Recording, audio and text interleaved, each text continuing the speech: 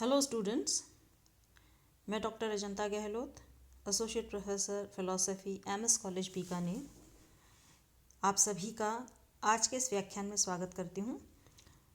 आज हम पढ़ने जा रहे हैं अनौपचारिक तर्क दोष, इनफॉर्मल फैलेसीज, भाग 3। इससे पूर्व हमने इनफॉर्मल फैलेसीज को पढ़ते हुए देखा था कि अज्ञानमूलक युक्ति, श्रद्धामूलक युक्ति, लोकोत्तेजक युक्ति, ये इस प्रकार की युक्तियाँ थी जो हम साधारण जीवन में जब तर्क करते हैं तो इस प्रकार के दोष वहाँ पर करते समय हमारी तर्कना में उत्पन्न हो जाते हैं। हमारी तर्कना के ये दोष हमें साधारणतः प्रतीत नहीं होते हैं, परंतु जब इनकी विभिन्न मेथड से जांच की जाती है तो ये फैलेसीज हमें पकड़ में आ जाती हैं। पूर्व के इनफॉर्मल फैलेसीज के जो तर्क दोष थे, प्रासंगिकत्व तर्क दोष, उन्हीं को आगे कंटिन्यू करते हैं।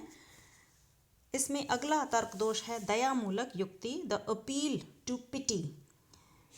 जैसा कि नाम से ही पता चल रहा है कि हम इस युक्ति या इस प्रकार के जो दोष है उसके अंदर ये जानने का प्रयास करेंगे कि किस प्रकार व्यक्ति अपने द्वारा किए गए कृत्य को अतार्किक रूप से सही या जस्टिफाई करने का प्रयास करता है दया के आधार पर। जब किसी निष्कर्ष को स्वीकृत कराने के लिए दया उपजाई जाती है तो यह दोष उत्पन्न होता है। दयामूलक युक्ति का शाब्दिक अर्थ है दयावान हृदय। इस युक्ति में श्रोता की परोपकारिता और दयालुता की विशेष भावनाओं को जगाकर इच्छित निर्णय प्राप्त करने का प्रयास किया जाता है। बहुत बार गलत कार्य करने के बावजूद भी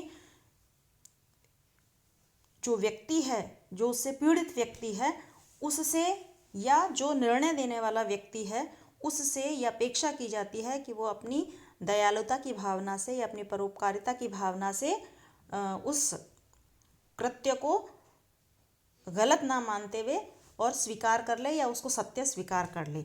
जैसे हम अदालत में कई केसेस फिल्म्स में भी जब हम देखते हैं या सामान्य जीवन में भी जिन्होंने देखे हैं वो देखते होंगे कि दोषी व्यक्ति का जो वकील है वो उसके बचाव में तथ्यों की उपेक्षा कर देता है। यानी वह व्यक्ति दोषी क्यों है, मान लीजिए उसने चोरी की है तो उसने चोरी की है, तो उसके उस तथ्य की उपेक्षा करके और वह जज से यह अपील करता है कि उसको दयावश या उसके इस परिस्थिति में उसके किए गए जो कृत्य हैं उनको दया की दृष्टि से देखकर और माफ़ कर दिया जाए।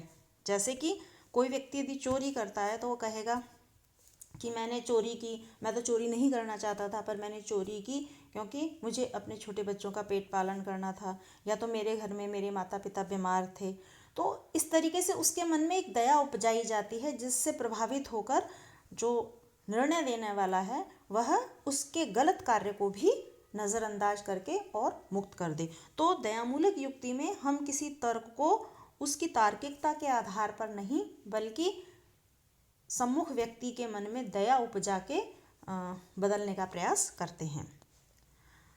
मुष्टि युक्ति, द अपील टू फोर्स, कि है ना, जिसकी लाठी भैंस उसी की, कि अगर आप मेरे इस तथ्य को स्वीकार नहीं करते हैं तो मैं बलपूर्वक इसे मनवा लूँगा, जबकि वह बात गलत है।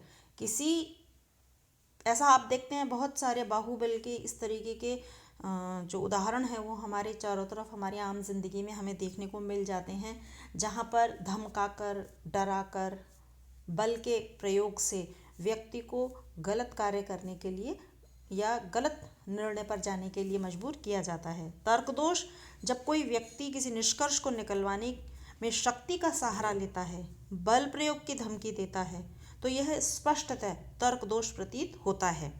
विरोधियों को बाध्य करने के लिए अक्सर ही बाहुबल तरीकों का प्रयोग या धमकी ऐसा प्रयोग में लाया जाता है।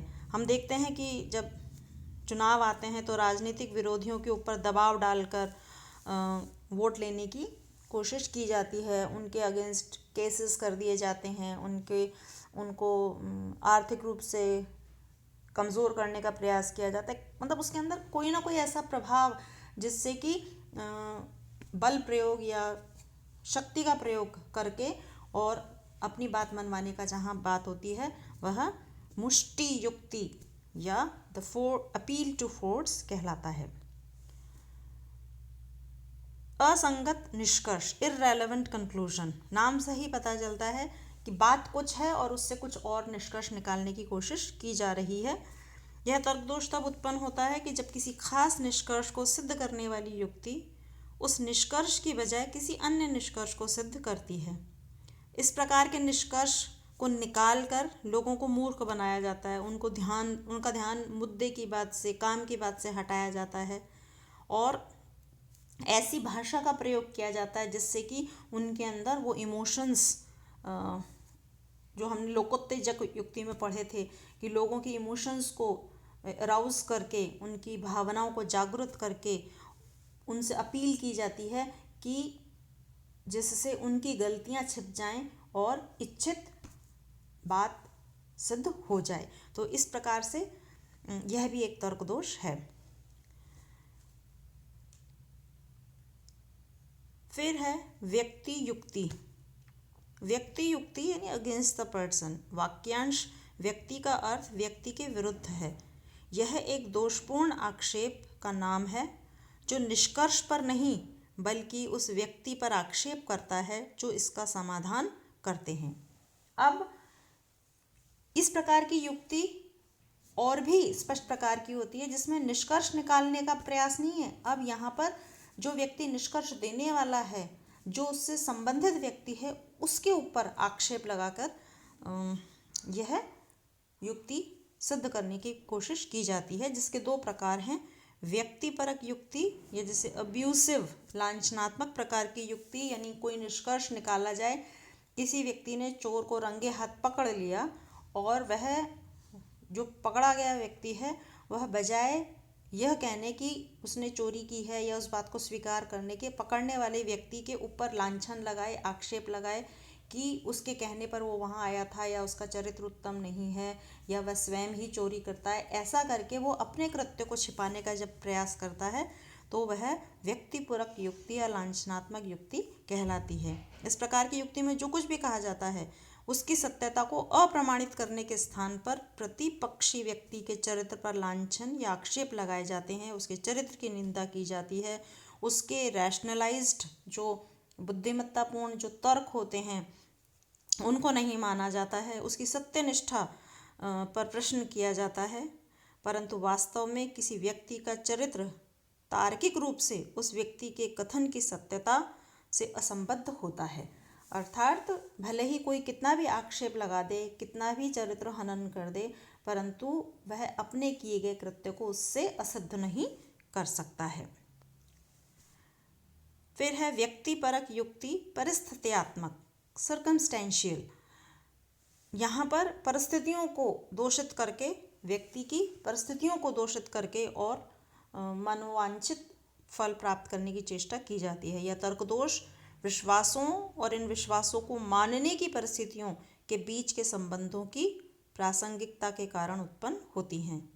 दावा करने वाले या उसका खंडन करने वाले व्यक्ति की परिस्थितियां का उस दावे की सत्यता से कोई संबंध नहीं होता है। जैसे कि विरोधी को केवल उस व्यक्ति के रोजगार या अन्य परिस्थितियों की वजह से किसी निष्कर्ष को मानने के लिए बाध्य किया जाता है या पक्षपात ढंग से सुझाव दिया जाता है, या निर्दोष पशुओं की बिना वजह हत्या करने वाले शिकारी कभी कभी ये भी तर्क देते हैं कि बहुत सारे लोग ऐसे हैं जिनको निर्दोष पशुओं का ही मांस खाना पसंद है, परंतु ऐसा करके कुछ लोग ऐसा चाहते हैं कि निर्दोष पशुओं का मांस खाएं। इससे ये बात सिद्ध नहीं हो जाती है या ये बात जस्टिफाई नहीं हो जाती है कि जो शिकारी है उसके द्वारा शिकार करना या जानवर की हत्या करना उचित है।